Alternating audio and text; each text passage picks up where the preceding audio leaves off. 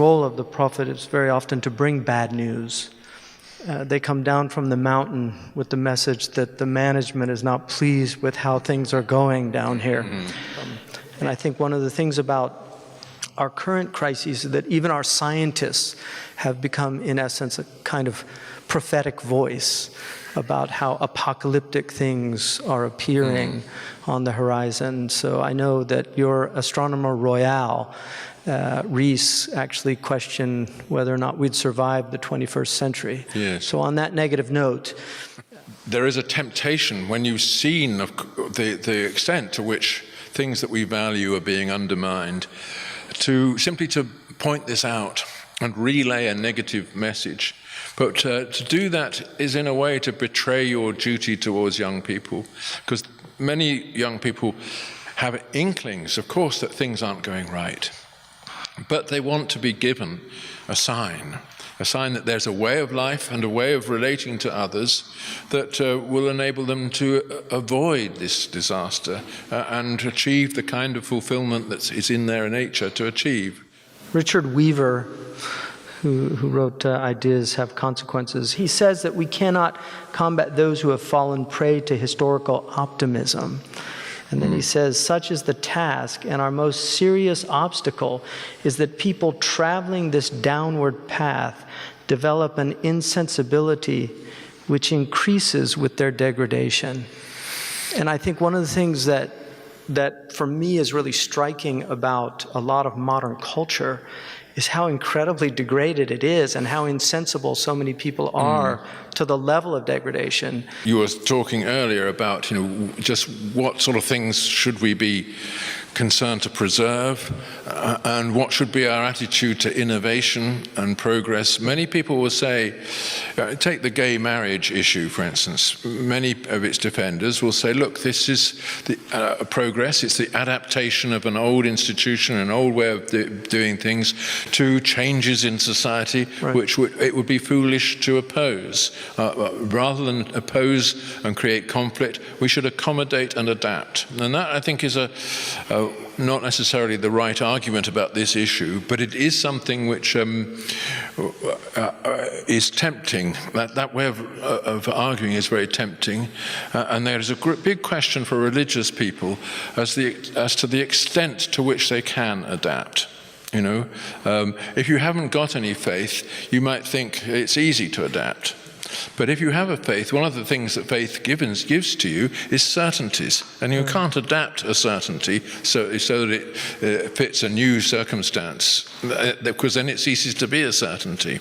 And I think that these are issues which I've wrestled with this all my life, and a lot of other people have wrestled with it. Just what are you prepared to give up in order to live on peaceful terms with neighbors who disagree with you? Right. Well, we have this concept in the Islamic tradition that what are called thawabit and mutaghayyirat. The idea that there are fixities that cannot be changed, can't be altered. One of the things that I see in the United States that's happening, that's troubling to me, is a lot of young Muslims are abandoning those thawabit, those things that really, once you begin to abandon them, your religion unravels, like pulling the thread on a woven garment. Going back to the question of images, which I did mention, we are suffering from a surfeit of images. There's no doubt about it in our society. And the Prophet was absolutely right about this. The image of the human face and the human form captures your attention, wherever it is, and on a billboard or whatever. And if it's a sexually attractive one, it captures your attention in another way. But this use of the human image to distract us from the serious business of living is one of the things that we're having to deal with. Right. One thing to be said in praise of the Western artistic tradition, in its great moments of the medieval and Renaissance painters, is that didn't just use the image as a distracting thing. It was a way of focusing your attention on divine things. Right. The icon tradition. Yeah, and that sort of saves the image, as it were, lifts it out of this world into the place where it belongs. Transcendent. And I think we're now. It's something that is so difficult to talk about because our whole culture is based on the proliferation of images, meaningless images designed to titillate appetites. One of the things that fascinates me about people in the 19th century, when photography first was introduced, I have not found, I've yet to find any person from the 19th century smiling in a photograph. That's right. It really, and when I was in Rome and went to where they had all the statues of none of them were smiling, not one of them. And I thought a lot about that because even the Native Americans, those incredible pictures by Curtis of these great Native American peoples like Geronimo and some of the great chiefs of the Lakota, they're all of them have this incredible presence. Yeah. And what, to me, what it was saying was a moment is being frozen of my being. Yeah. And I want it to be a moment of seriousness. That I'm a serious person. And this idea of, Mark Van Doren wrote a beautiful essay, it was actually a commencement speech for a college, and he entitled it, "The Joy of Being Serious." That's a lovely idea, yeah. But that's absolutely right. People used to pose for photographs not so as to be just a momentary cheerful thing, but to present their whole life if they could. And that meant sort of, as it were, standing to attention as a guard of yourself. All 19th century photographs, for that reason, have this incredible solemnity. We've lost that, and of course the selfie is the kind of the ultimate limit of this. You know, you're just nothing really matters except this idiot smiling face in front of it. Right. If you go to that was the word of the year a couple years ago, and I thought it was interesting. In Arabic, one of the things that I always do with words is I translate them into Arabic to see how they sound, and the word in Arabic nafsi is probably one of the most negative terms in the Islamic tradition. Right. You know, so you would call a selfie a nafsi, and it's basically it's an egoistic, narcissistic type of thing. There's a tradition where the Prophet Muhammad, somebody knocked on his door, sallallahu alaihi wasallam, and he said, "Who's there?" And the man said, "Ana," which is me. Right. Yeah. And many Arabs will actually, when they're talking and they want to say they did something, they'll say, "Ana wa a'udhu billahi min ana." You know, they say I, and then they say, and I seek refuge in Allah from I, as a kind of way of saying I don't want to boast. Right. And so when the Prophet heard that, he said, Ana. And in the commentary of the hadith, the narrator says, as if he disliked it. Right. In other words, say who you are. Don't say I, as if we're supposed to know who you are. And I think the idea, and Weaver again talks about this this egoistic, I mean, he saw it as an infantile self that was emerging, the spoiled child. He calls it the spoiled child in his book, which to me is fascinating that he wrote it in 1946 and was already seeing this long before the culture of narcissism, for instance, came out back in the 70s.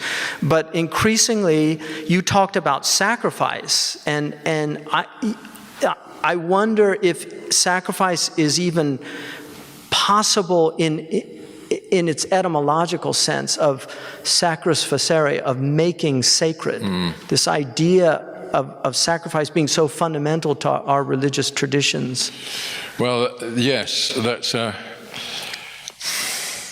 you know, obviously the Christian religion is founded on an act of sacrifice, the sacrifice of Christ on the cross, and that has deep anthropological resonances. You know, it connects Christianity to all kinds of ancient mystery cults in a way which Islam is not connected. I mean, Islam is a kind of break from all that.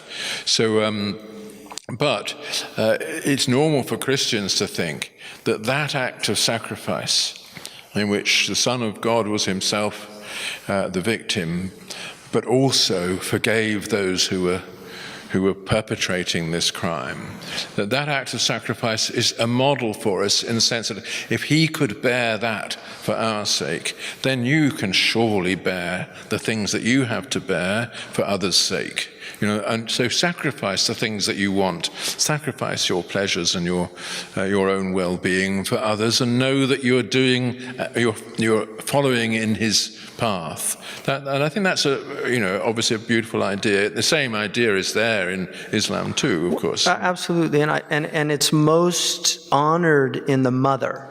Yeah. Because in the Islamic tradition, paradise is at the feet of the mother, and it's predicated on the idea of her sacrifice, right. The amount of time she gives. And one of the things that we're seeing increasingly in Western society is a lot of people don't want to have children. Yes. Because of the sacrifice involved in it. That's true, but there are very few children who don't want to have mothers.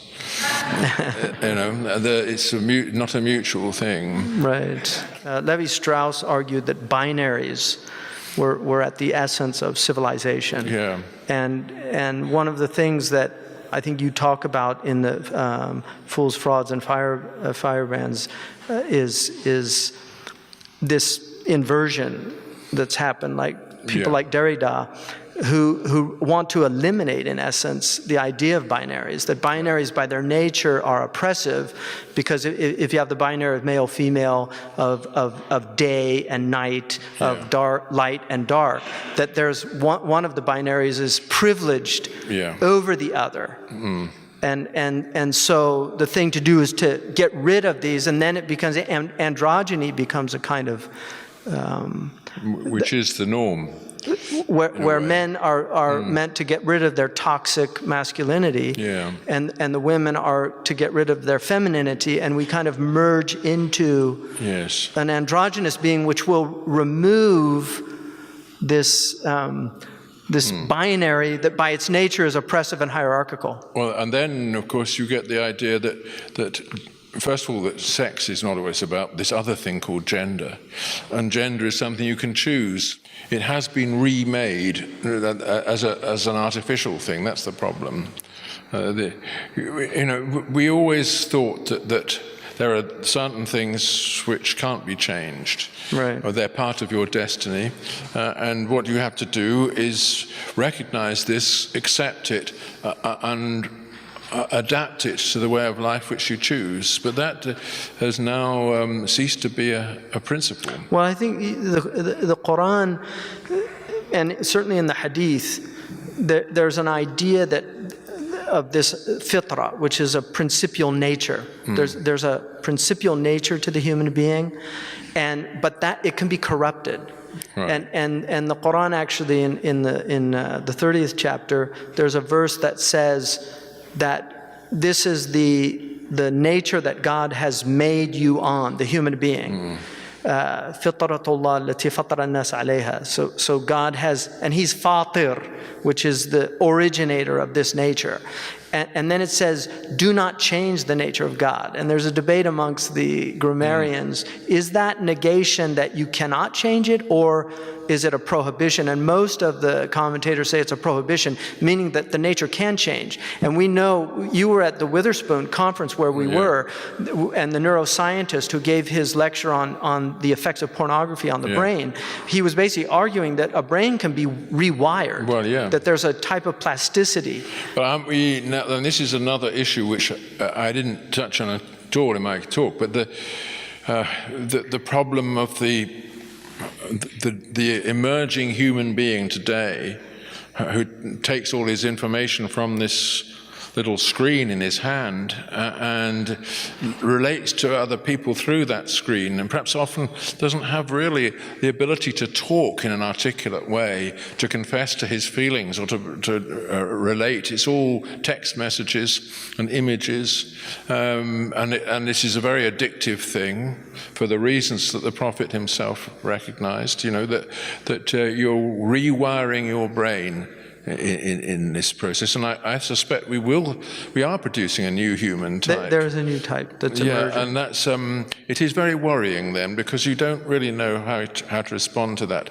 A sort of a well-meaning liberal response would be, well, yeah, we're producing a new human type, so there we are. We have to get used to it, and we'll deal with it. It's not for us to try to change it, but yeah, and technology is enabling. An article came out just, I think it was yesterday or today, in the Washington Post, that there's 70 million more young men than women in India and China because of the abortions of these of the girls. So they would do the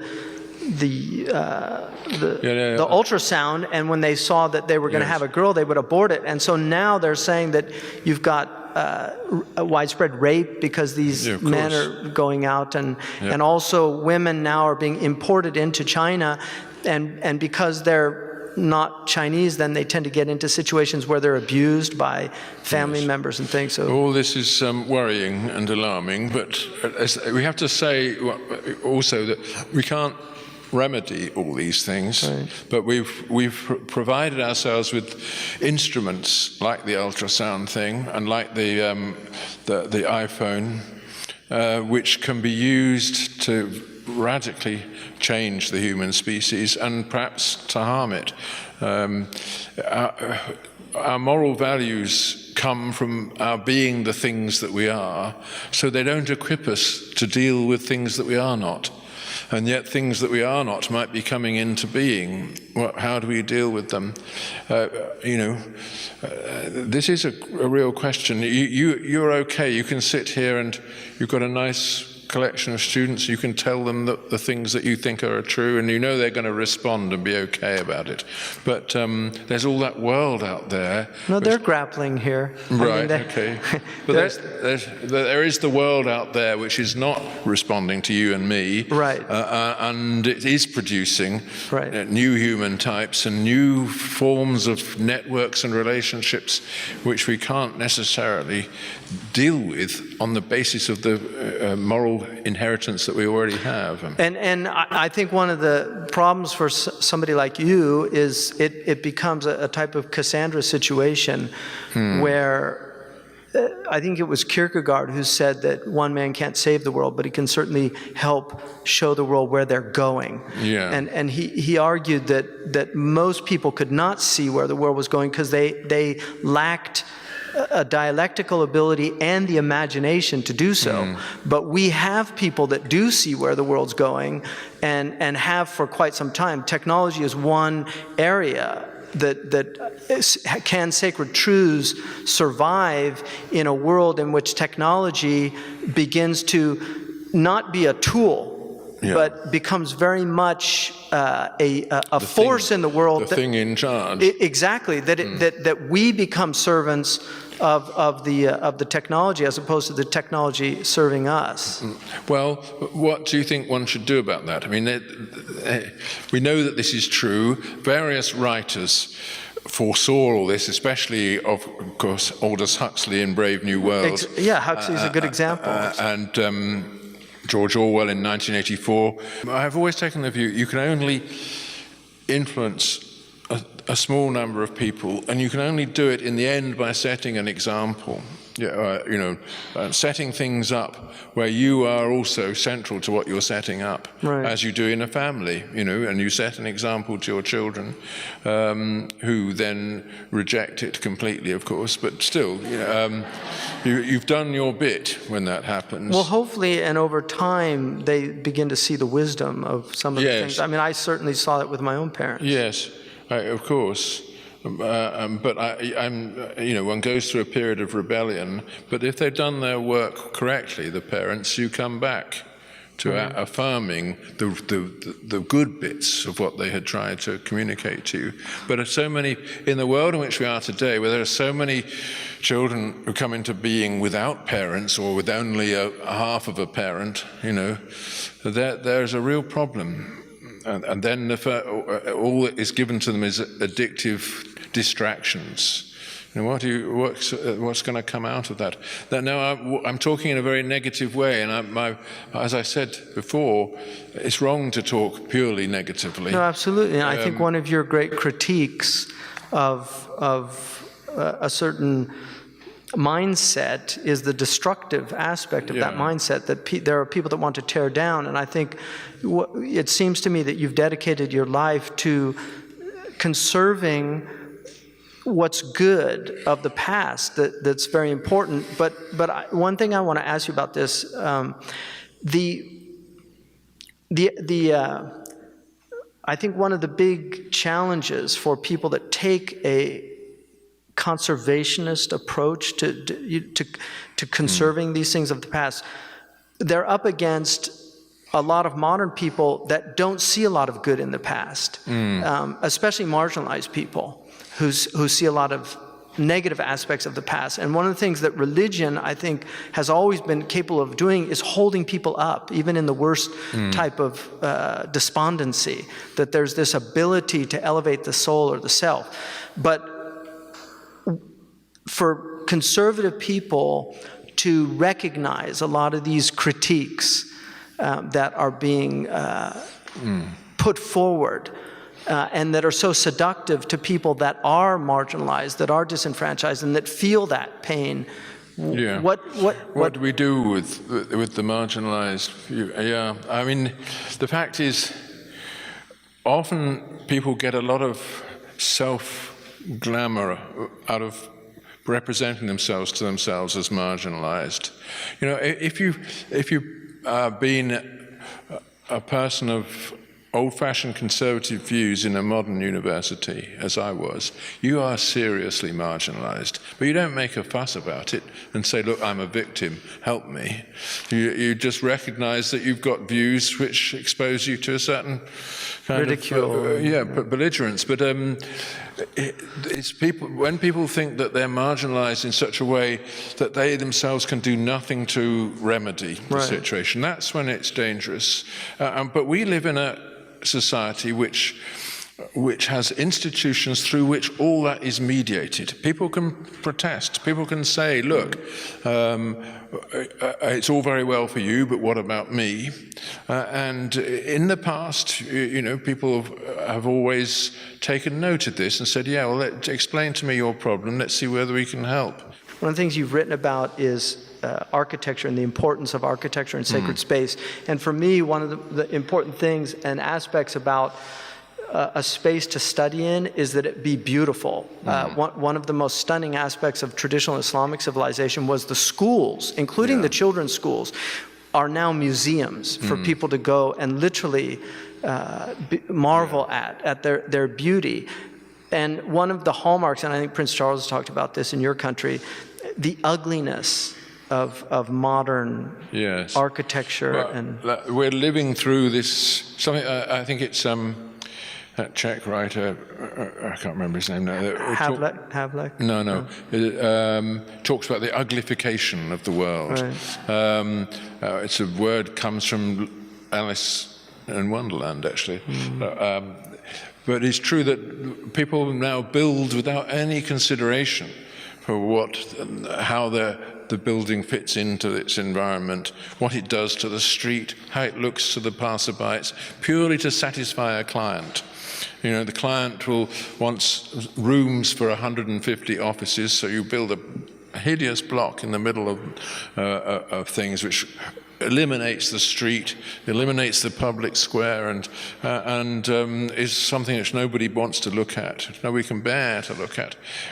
You know, and actually, I was very impressed by the fact that Muhammad Atta, who flew that TWA flight into the Twin Towers in 2001, he did a thesis at the University of Hamburg, I think it was Hamburg, on architecture, the theme of which was how to restore Halab to its original condition as a proper Islamic town, without the mutilation inflicted upon it by these tower blocks, etc. So it was as though he was taking revenge on an architectural practice which had been introduced into the Middle East by Le Corbusier with his plans for Algiers, to wipe the whole thing away and put these motorways in the air on concrete blocks. It's amazing. And, because of the Arab inferiority complex, there was this huge mood to do this everywhere. We're going to have a modern city with wide streets plowing through these beautiful little alleyways where people lived side by side together. We have a hadith, the Prophet ﷺ said that towards the latter days, you would see the destitute desert Arabs who had been taking care of goats and sheep vie with one another to build increasingly high buildings. Really? Yes. That's one of his prophecies. Yeah, well, there you are. Yes. So he was right about that too. Yes. He was... Right. Yes. Yes, but this is something my good friend Marwa As-Sabuni, who is an architect in Homs, has written a beautiful book called The Battle for Home about this issue. I'm hoping you will invite her here one day. Inshallah. In which she documents the extent to which this new way of building in concrete shanties on the edge of the city, are knocking down all the old intimate alleyways, how that has actually contributed to the antagonism of the communities towards each other and fueled the civil war, and of course given people no sense of where they belong, because they look around them, they see this ugly set of broken teeth on the horizon. That's all it is, a town. And she writes very beautifully about the way in which the Christian and Muslim communities in that part of Syria built against each other, next to each other, with the same one wall being a church on one side and a mosque on the other. Yes. This way of actually settling the land as a joint possession. Yeah, and there's a couple of very interesting. Donner wrote a book about early Islam, and he's one of the foremost experts on early Islam, and argues that the archaeological evidence indicates that the Muslims were sharing prayer space with the Christians. Yeah, that's right. And also Philip Penn's work on when Christians first met Muslims, which is about the Syriac.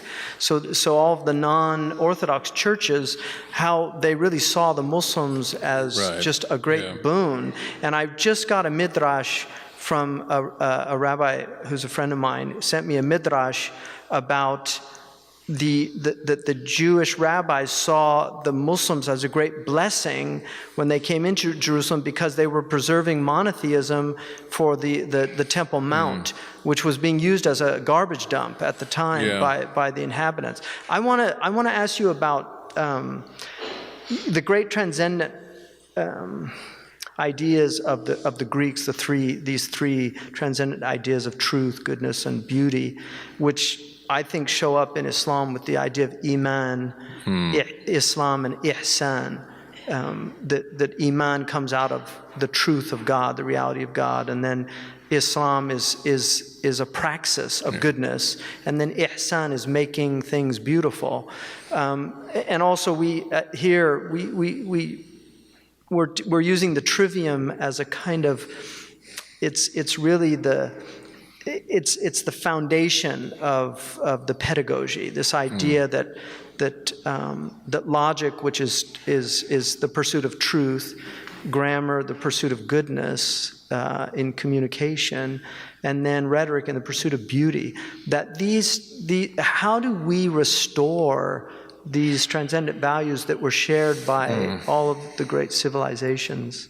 I think there is no difficulty in explaining to people why truth matters, because if you don't pursue truth, all your reasoning and thinking is based on nothing. It's only because you are confident that something is true that you can rely on it. And goodness, likewise, it's the thing without which we cannot rely on each other. So, it's relatively easy to defend those things. It's beauty that's the problem. I made a film once for the BBC called Why Beauty Matters, because I take the view that the search for beauty is part of the search for right relations with others, not just right relations with God, but right relations with each other. When we enter a house and we want to make it our own, we don't make it our own for us only. It's so that other people can come in and enjoy that the way it looks, and we really worry about how things should be placed so that they harmonize. Right. And everything that we do is actually like that, and manners are part of the cultivation of beauty. And of course, this is something that doesn't need to be explained in the old Islamic way of life, that it was an attempt to make things beautiful, to make your presence not offensive to the other, but part of fitting in. And I think that is also a natural thing for all human beings, to want to fit in. And suddenly, of course, in the modern world, people don't want to fit in, they want to stand out, wearing bright, absurd clothes. You know, actually California being the place where this is most often to be observed. Yes. You know, the desire to stand out and be unique. And modern... You're at ground zero for that. Yeah, that's true. But modern building is like that. Yes. You know, the modern architect doesn't want to fit modestly in and disappear into his surroundings. He wants to be that big gesture. I saw one of the things that Yeats reminded us of was that things reveal themselves in their passing. And there's I don't think people realize how much we've lost of goodness. There's certainly conserving what is good of the past should be at the essence of our endeavors and our challenges, but also recognizing there's still a lot of things that need changing. I really want to thank you for making this stop at Zaytuna College. One of the things that we're trying to do here is a restoration of the liberal arts tradition, which was central to the Islamic tradition. We have a great poet from the East, from Egypt, who said, وَإِنْ عَبِقَتْ فِي الْغَرْبِ أَنْفَاسُ ذِكْرِهِ وَفِي الشَّرْقِ عَلِيلٌ تَعَافَ مِنَ الضُّرِّ. If the fragrance of God's remembrance pervades the West, the sick man in the East might get well again. So we're hoping that that's what Zaytuna contributes to, the sick man in the East getting well again. So thank you very much, Dr. Scruton. And thank you.